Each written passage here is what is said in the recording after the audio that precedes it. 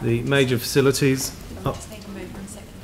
Ah, my God. Okay, yes, we do. So, moved Sarah. Seconded Pauline. I'll put the motion to receive the report. All in favour say aye. Aye. Against? That's carried. Thank you. Well spotted, Samantha. Okay, so item 9. So this is the major facilities update. Obviously, we've just heard about the town hall. Mark, so I don't know if you've got anything to add to that? No, nothing really to add. Firstly, just apologies from Alistair. He's away on leave today, so we'll just have to make do with me. That's fine.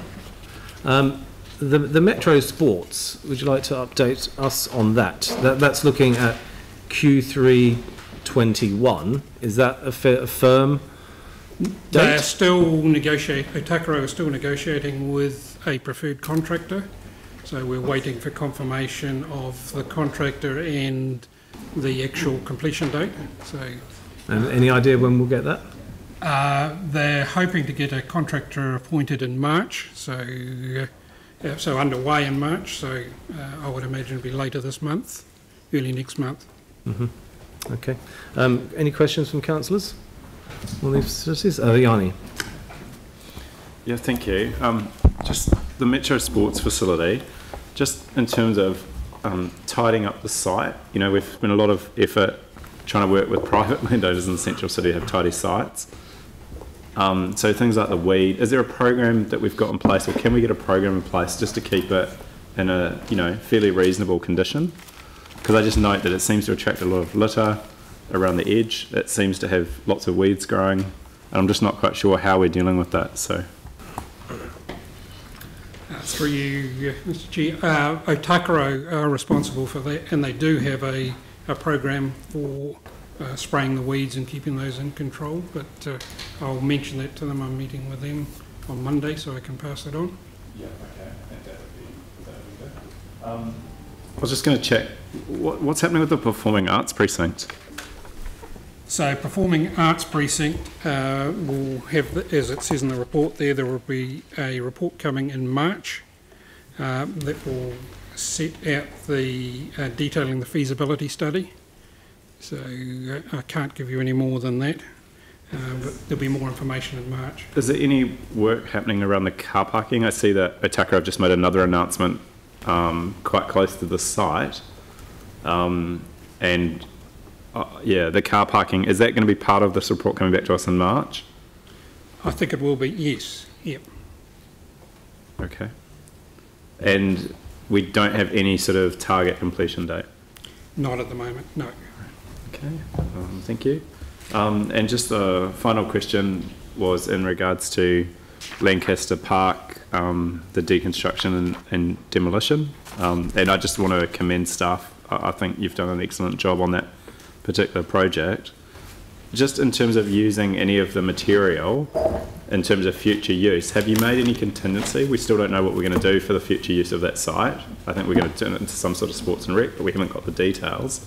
How are you looking at any sort of contingency with the existing demolition for stuff that may be utilised in what we do there going forward? Well, as it says in the report, the concrete waste is actually going to Littleton as part of the project. So it'll be part of the reclaim site at Littleton. Is there any opportunity to use some of the material on the site to remediate the land on site for future sports and rec use? Most of it will be concrete waste that will be going away, and then they'll be levelling off the site. Right. So not a great deal of opportunity for using that on site, I wouldn't have thought. Okay. It's just I thought it had stone columns underneath it when it was built, so I would have thought putting some fill down would be quite beneficial where you didn't have those stone columns. I can talk to the project director, yeah. Okay. But I don't believe there would be. Right. Vicky? Thanks. The Metro Sports Facility, which I understand the groundworks are happening, but are we clear that there is sufficient money from the government to then go straight into the work? I believe there is, yes. Yeah. You believe, or? Yeah, I don't know if Mary wants to comment. I don't like faith-based answers.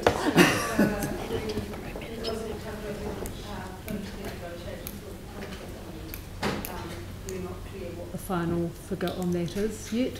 But our understanding is that the commitment is from the Crown to actually cover the cost. The risk is with them. Yes, if there's any requirement to rescope the project, you'll remember you have a resolution that has to come back to council for that discussion, and we've been very clear with Ōtātā about that as well. Yeah, I completely understand that the extra funding sits with them, but I'm just not clear that it's there. Our understanding is at the moment that it is. We haven't heard differently at the moment. Right, so we expect once the groundworks are done to go straight into the bill? If they, as Mark said, have secured the That's contract. my understanding at the moment. Yeah. Right. I haven't heard anything different when I've been meeting with them. Okay, have you got that in writing? No. Pauline? Thank you. I think it's page 27, just on the Linwood Pool and around the geotechnical investigations, and it does confirm that ground improvement will be required, and there's further additional data.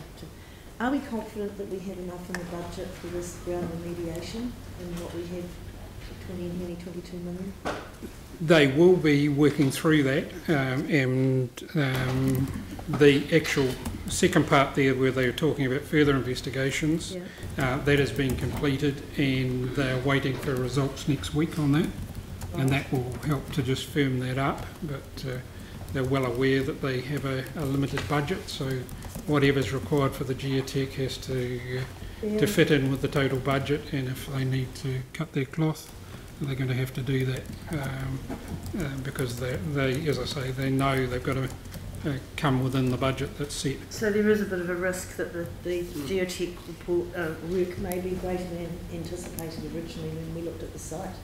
Until they get those results, we won't really know. We've done the geotech report on the site before we selected that site, so that we could have budgeted for it in the budget rather than potentially having to go back and relook at the budget now or change the scope, which the community doesn't want that scope change. Normally you wouldn't do that. It's just that it's a huge amount of cost in actually doing the geotechnical work. If you did that on every site before you picked the site, it would be a lot of additional cost that would be involved in it. Pluck a figure out of the year and what we thought the site remediation might be. That is normally what you would do with an estimate. Yeah, you do. Often you'll do preliminary work and then so make allowances. Yeah. All right. Watch the space so you know next week. Yep. The results will come back, and then they'll work through the cost, how that fits in with the total overall cost of the project. Thank you. Phil? Thank you, Mark. I just want to ask you about the old municipal chambers. It's on our page 28. So just that current objective to preserve the building and what is currently being addressed, what's called critical interim repairs to stop degradation. I just want to check, are we as council checking our heritage buildings, which we haven't been able to complete, are we checking them regularly enough to ensure, in fact, that there's not degradation? Yes, I understand we are. Yep. Yep. We do have a program of monitoring the existing buildings. So I'm just really wondering, though, what this sounds quite critical, as it says, how it's got to this state, accepting that we are checking it regularly. I can't comment on what they've done in the past. I know that they do have a program underway at the moment to check it and make sure it doesn't get any worse. Yeah. Thanks, Mark. Dion? Yeah, thanks. So I've got a couple of questions around the papers that we've got here. I think they're really good. So it's nice to have these, one pages where we can get a good overview. One of the things that I was going to ask is around. You've got current updates, but you don't really sound out any of the risks specifically. So I mean, something that I'd be really keen to see is what are the risks, and like what was mentioned just before, with ground remediation could potentially be a risk. I don't seem to sort of see that straight away in these, which would be nice to sort of have. The other one is around the budgets for each of these projects. So where does the budget, the project cost, in the blue box, where does that come from? That would be out of the LTP, yeah. So it's the actual approved budget that actually sits for each of the projects. So that comes out of the LTP, and but when we look at the town hall one, it's 167.2. Yep. Is that the current? That's not the current LTP budget, though. That's the current that has been approved after the December meeting when you approved the additional funding of the 15 million. Yeah, I mean the only thing is that I'm saying here is that when I look at this and you know we get presented and saying it's going to be on budget. Yep. Well, it's actually not on budget. It's on a revised budget, and I'd like to sort of have an idea of what the project creep of these budgets are, so we actually get an idea about that sort of stuff, I think. And one of the examples that I've got here is the turf example, the turf replacement, which is on page 26. The project budget's 1.5, but if we go to page 61 of our report in another paper, it's actually saying that the budget's now 1.61 million. So there's a $115,000 difference there, but that's not been accurately reflected in the elected members update for this. So I just want to make sure that when we get data, we're seeing exactly what we're seeing, and so we don't have to sort of dig through all of these pieces of paper, so that we're actually getting an accurate reflection. Is that? Yep, I'll take that going back to Alistair. happen? Yep. Good. Glenn? Thanks, Rick. Thank you, Mark.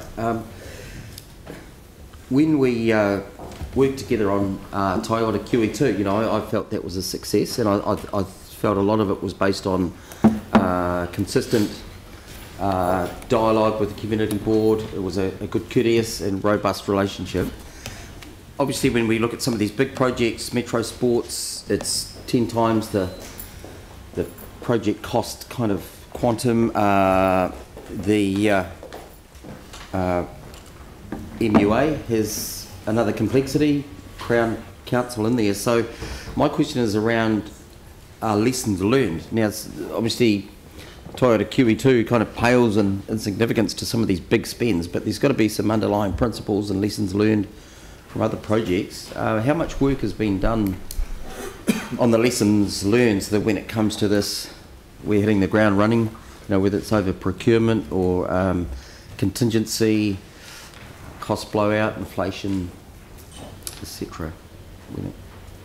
We haven't done a lessons learned yet for the projects, but obviously that is part of the process that we will do a lessons learned. So for Metro Sport and for the arena when we do get underway, bearing in mind that we're just doing the investment case at the moment. But part of the process now is that we do a lessons learned for each project. Can I just clarify that? Is that each of the projects, when we finish, we do a closeout report, and they will be coming to this meeting. Though the lessons learnt from those closeout reports are then applied to each current project. So the lessons learnt from QE2 have been applied to the current projects, as with other things. So we've had a closeout report on QE2. We got at the end of last year. The closeout report's already been to a committee, but it could come. We have had closeout reports for QE2. Yeah. But if you'd like to see it as a historical, and it is on the hub, and it will be public once we get the new web link up. It'll be good. There must be some underlying principles we can adopt. Yeah, absolutely. And then I think especially for the Linwood pool will be probably more helpful. Okay. I can say just on the Linwood pool, I'm working very closely with the project director, just passing on the lessons learned from QE2. So, good. That's what we want to see. Yeah. Good. Aaron?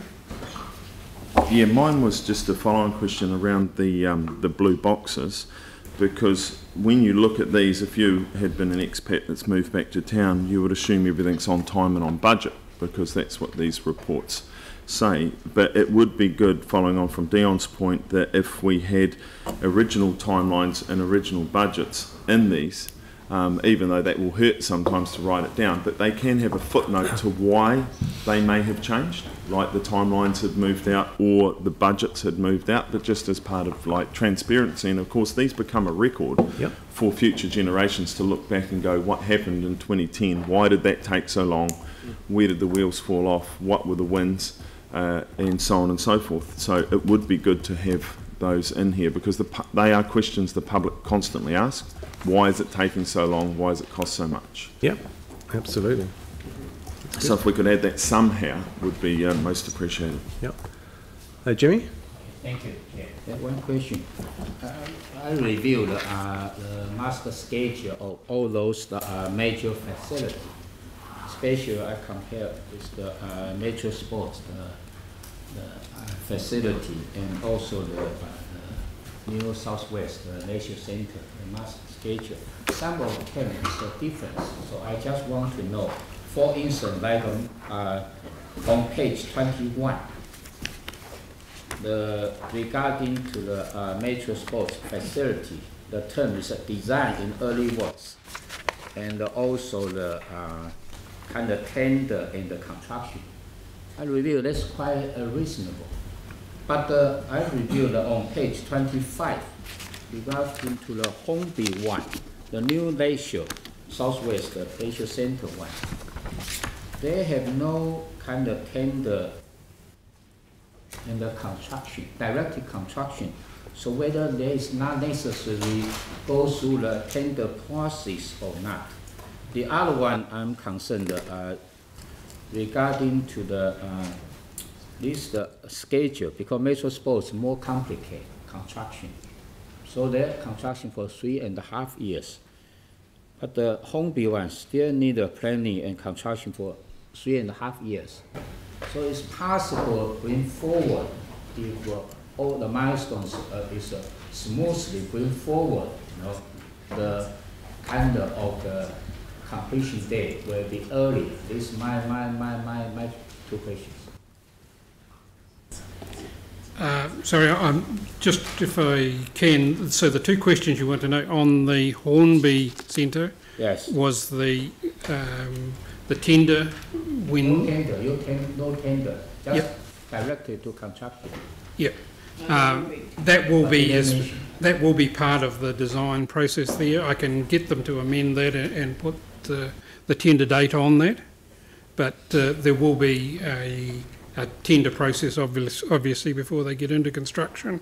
But how about early works? Because the complicated metro sport facility you have designed in early works, but this one no early works. It's possible early works. We don't know. Now, the difference there, I guess, is Tiopa is the same. With Hornby, they've got to go through that process, as it says in the report. Therefore, the Reserves Act and the management plan.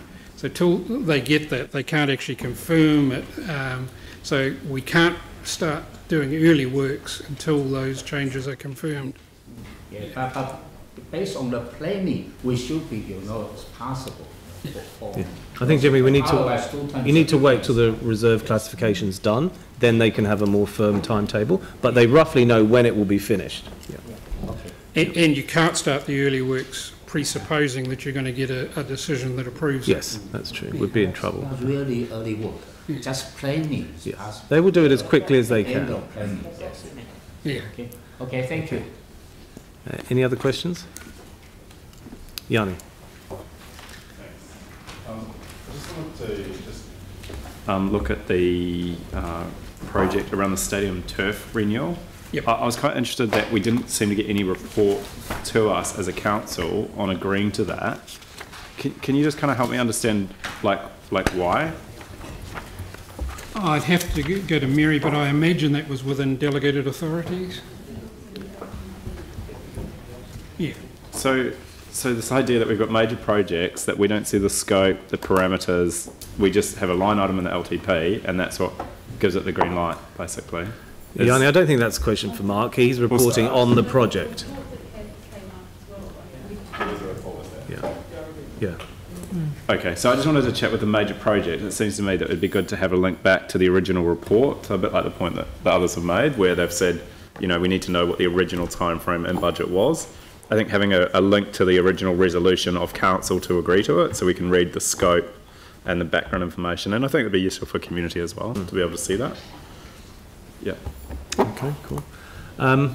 Mark, just on the turf thing and thinking about the multi-use arena, has there been any work, and it's not mentioned in the report, any work around the turf aspect and whether there is an opportunity to look at synthetic turf or what the latest technology is around the turf?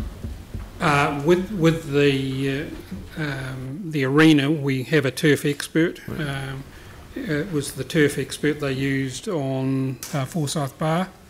So he is the world expert in growing turf inside, seeing it's the only facility that currently does that. So we are using his expertise and looking at the opportunities for using artificial turf.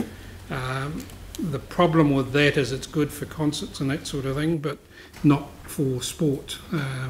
There are requirements for rugby that won't allow that, but we are just checking that what we can do, and also in overlays for concerts and that, just to avoid damage to the existing grass. But there are some, I know there's some English rugby premier teams playing on artificial grass. There are. Saracens, yeah, so we are looking at it, but currently at the moment it won't be artificial, is their recommendation. Okay, right, there's no further questions. Jamie.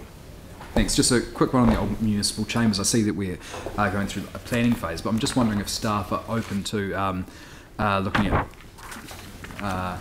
unorthodox is probably the wrong word, but alternative ownership models perhaps as part of that, just a way that we could get the outcome and potentially reduce our capital expenditure and potentially even operational expenditure after it's complete. So are we open to being creative around that really through this phase?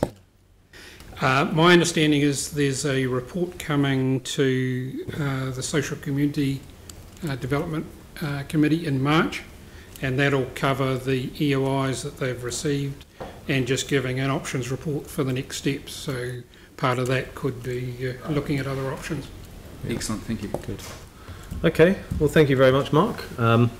That was very useful and some good feedback on how to update the report as well, which the CFO has noted. Right, so we have a resolution to receive the information in the report. Do I have a mover to receive? Do you want to add to that? Well, I mean, I'll be happy to move it with an amendment, which is noting the additional reporting requirements requested by the councillors. Yeah, by the council. Yeah. I'm happy for that. Can you add that in?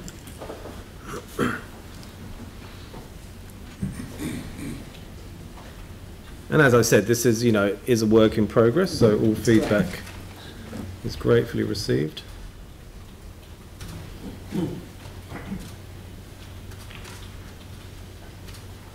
Requested by the council. Yes.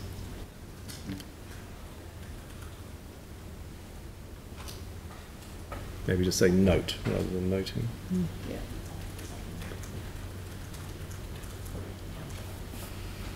Lovely. Okay.